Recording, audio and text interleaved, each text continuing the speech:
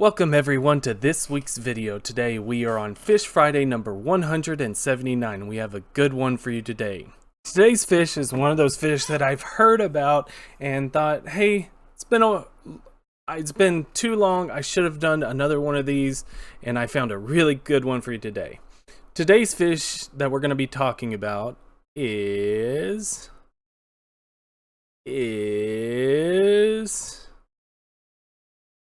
bam. The yellow spotted moray eel. Now, the yellow spotted moray eel, or other name Skeletor moray eel, scientific name Echidna xanthospelos, or xanthospelos. Either one of those I think would kind of work, or at least get you in the general ballpark. Again, that's Echidna xanthospelos. Now, it is part of the family Muranidae, which is the family of moray eels. Now, we've actually only ever done one moray eel on the channel, which is kind of bizarre considering that they're a very popular fish, and that's why I chose one today. And then, of course, the other common name that I told, I mean, how could you not? It's such a cool name. Now, the yellow spotted moray eel is found in the western Pacific Ocean. Very prevalent around Indonesia, Papua New Guinea, that real western central Pacific Ocean islands. And like most morays, they are actually found around tropical rocky reef environments. But they can be found in just traditional normal reef environments, coral reefs. But they really are heavily associated with crevices and caves, cracks in the rock, and that's where these fish really like to hang out. They hang out there most of the time, and if you watch any videos online of morays, they're very seldom swimming about looking for stuff. They're almost an ambush predator, but they're very heavily associated with those cracks and crevices. Now, this is a medium-sized moray. They get up to about 2 feet in length, which would be about 65 centimeters. I think that's actually on the larger end. It's definitely not the size of the giant moray or some of the other morays, but it's definitely not as small as some of the other ones. So that's why I kind of called it that medium size. And like most morays, they actually have this dorsal fin that extends from behind the head right here all the way around. And we have a better picture here. You have this dorsal fin that goes all the way around, connects to the caudal fin and the anal fin. Basically, their entire body looks like it's encompassed by one large fin.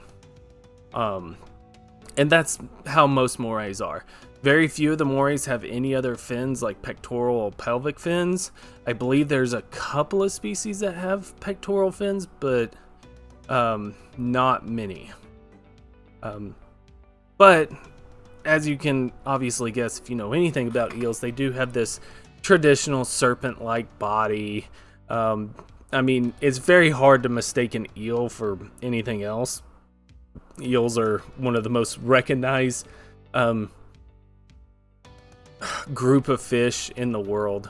Very, very easily to recognize an eel versus not an eel. Now, something that you may not note is actually that the morays actually secrete a mucus over their skin that serves to protect them from their environments. Because if you remember I said that they're very heavily associated with those cracks and crevices, and they're squeezing into these tight spaces. Well, if you know anything about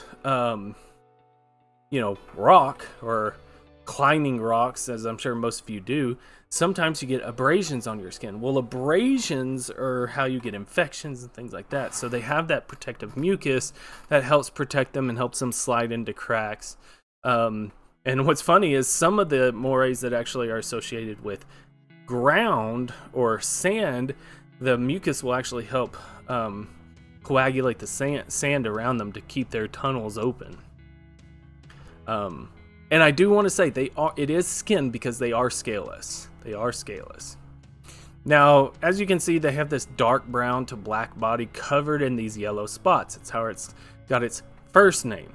Large white to yellow spots, you can see here, large white yellow spots. A little more concentrated around the head. And those spots are camouflage. And that's actually how they got their second name. I guess someone believes that they have a skeletal-like appearance, which I can kind of see. Kind of looks like maybe an x-ray of bones and things like that. And that's how it got the pop culture inspired nickname Skeletor eel. Which is really neat, and I was a big fan of that show when I was a kid growing up, and so I was like, oh, that's really neat. Here's another picture showing the long way, and you can really see the dorsal fin in this one.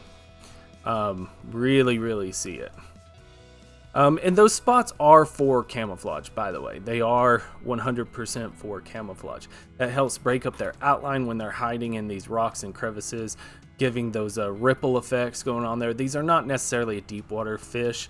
I couldn't really find anything on the depths that you're going to find these at, but definitely not down to like, 800 feet deep. Now, this fish is available in the aquarium trade. You can find them for about $250. I don't really suggest many people having moray eels because they are escape artists. So you have to make sure that you have a very tight fitting lid that has no openings, because otherwise the eel will get out. It's not a matter of will it get out, or if it will get out, it's when it will get out.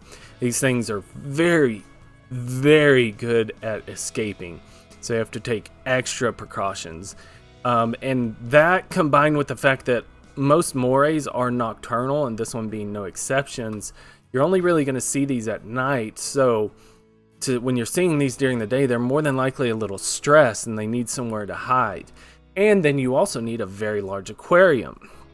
So in that instance, it's just better, in my opinion, for most people in most aquariums to stay away from realistically any of the morays.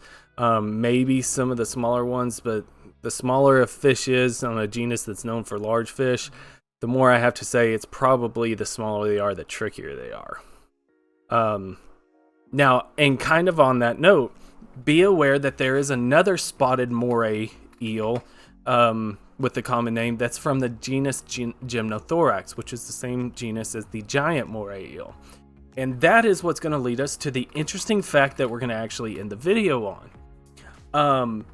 Unlike a lot of other morays, if you look at these yellow spotted moray or their Skeletor moray, I hope you're noticing that the mouth is a little different. If you have any experience with other morays, you kind of expect a little bit longer, very pointed teeth, and nowhere in here did you really see these pointed teeth that you think of those really high piscivorous fish. And that's actually because these have a much more shorter and rounded jaw, and these have a much more molar-like teeth. Not straight molars, but they're going to be a lot more flattened. They're actually designed for crushing, because these morays are much more adapted to eating crustaceans and other hard-shell organisms.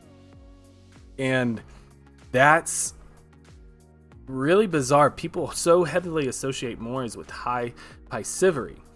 And that's why I want to be careful. The yellow spotted moray, or the other spotted moray eel from the species, the genus Gymnothorax, that is a high piscivorous fish.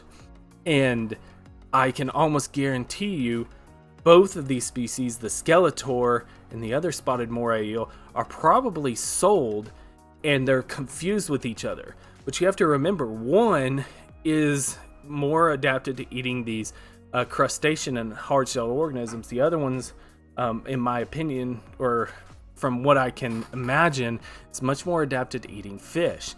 So if you have these in an aquarium, these are two very, very different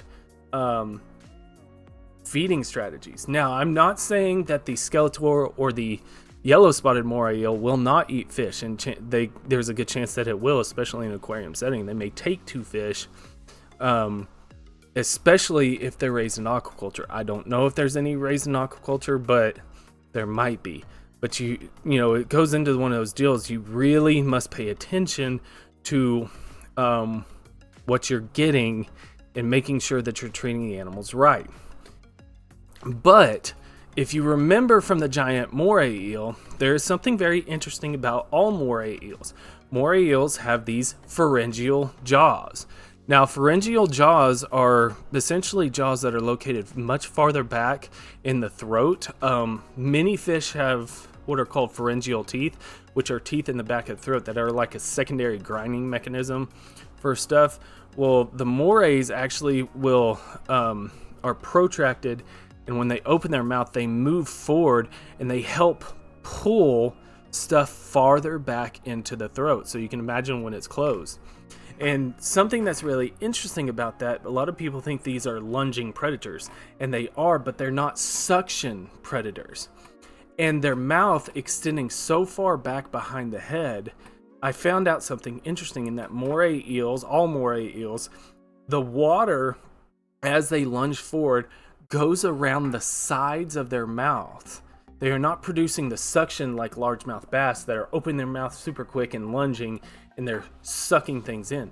These are lunging forward, but the way the water moves around their mouth, it allows them to move forward without displacing any water in front of them and potentially pushing the prey away.